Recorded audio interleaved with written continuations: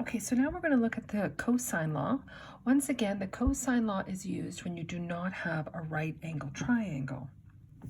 Okay, so here I have my acute triangle. Once again, my angle A, across angle A is side A, across angle B is side B, and across angle C is side C. Okay, so this is the cosine law. Okay, so C squared is the side, equals the other two sides squared, so A squared and B squared, minus 2 times AB, and then cos of the angle that's opposite it, which is cos of angle C. Now, depending on the question, you're not going to always have A, B, and C, and you're not going to always be looking for C. Okay, what if you're looking for side A? What would cosine law there be? So let's look at this. If we're looking for side C, it's the other two sides squared. And this AB is this AB. And this angle is across from this side length. So if I'm looking for side A, then it's going to be the two other sides squared, and so B squared plus C squared minus 2 times BC times cos of angle across from side A is angle A. All right. If we're looking for B, we're going to do the other two sides squared. So A squared plus C squared minus 2 times AC and cos of angle B. Okay. Now, when do we use the cosine law? We use the cosine law under these two circumstances. If you're looking for an unknown side, if two other sides and the contained angle are known. So what does that mean? This is what it looks like.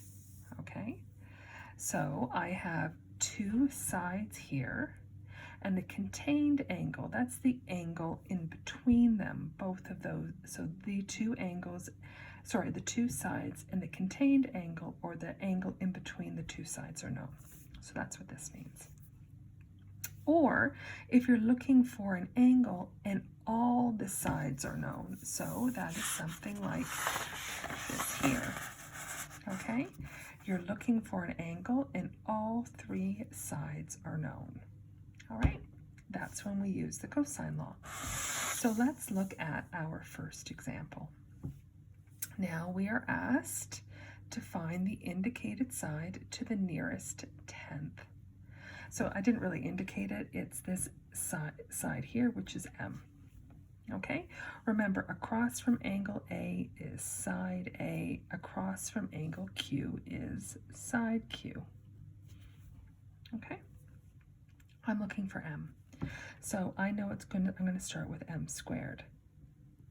I know it equals the two other sides squared. So A squared plus Q squared minus 2 times AQ and cos of angle M. So there's my cosine law. Now it's just a matter of substituting everything in. Remember, we're looking for M. A is 3.8. I'm going to square it. Q is 4.6. I'm going to square it. Minus 2 times 3.8 times 4.6. And then cos of angle M, which is 48 degrees. Okay, now this is just a matter of keying everything in on my calculator, doing my order of operations. Okay. Once again, because this is trigonometry and we're doing cos, this is all being multiplied. You need to make sure you're in degree mode. So I'm going to do 3.8 and I'm going to square it to get 14.44 plus 4.6, and I square that and I get 21.16, and then I'm going to multiply all of this in one step. Okay, so minus, and I'm going to do 2 times 3.8 times 4.6 times cos of 48 degrees. So 2 times 3.8 times 4.6 times cos of 48 degrees, and I get 23.392806. Okay, now I'm going to add and subtract in order from left to right. 14.44 plus 14.44 plus 21.16 minus 23.392806, and I get 12.207194. All right, now this is what m squared is. We want to know what m is, so we need to take the square root of this number, and I end up with 3.49, and I know I'm doing it to the nearest tenth, so about 3.5, and the units are in meters. Okay, let's look at the other example. Just move this.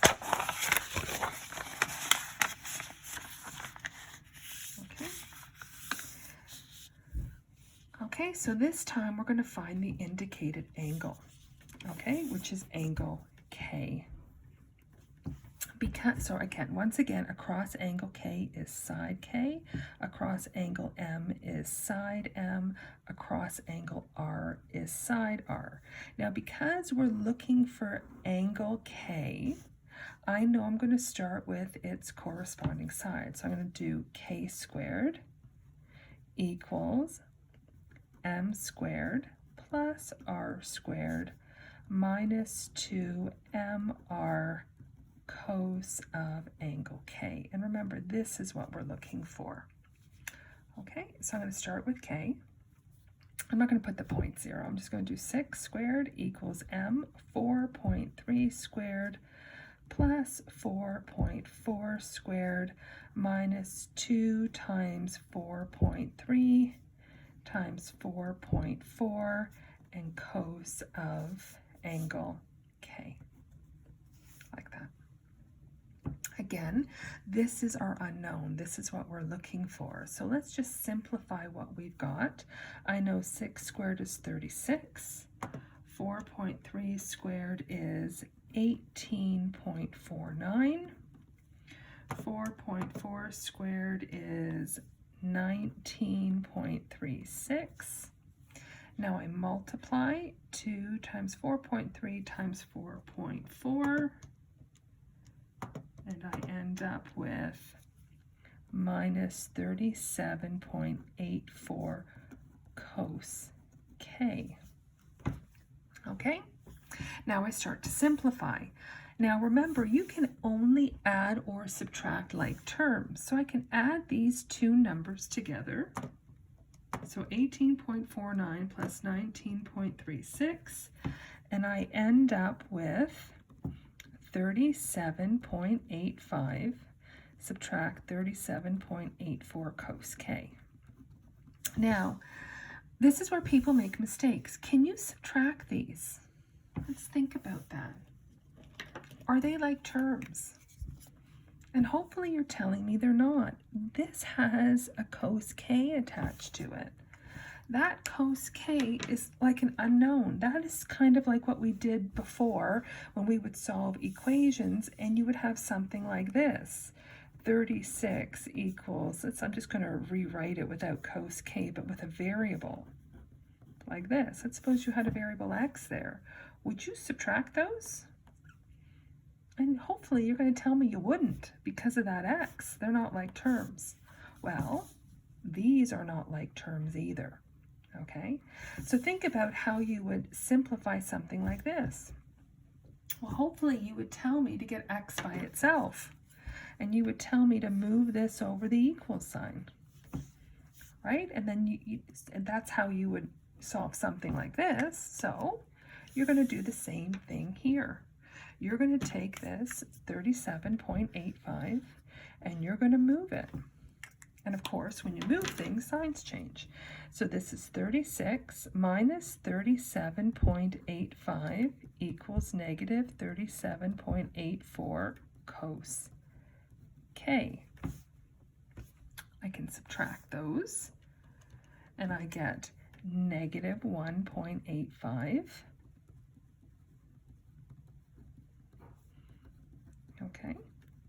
Now remember, we want this cos k by itself. So what do I have to get rid of? I have to get rid of this negative 37.84. Well, how do I get rid of it? I need to divide both sides by it, here and here. So it crosses out.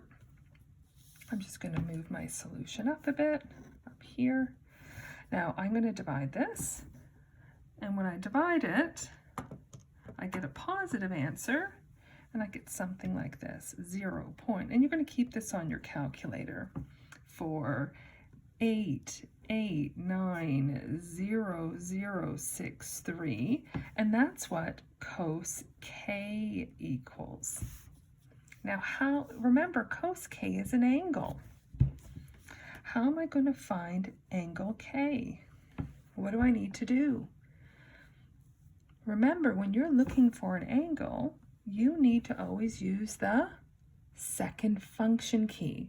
So you're going to do the second function of cos to figure out the angle. Once again, you must be in degree mode, and we're going to do it to the nearest degree.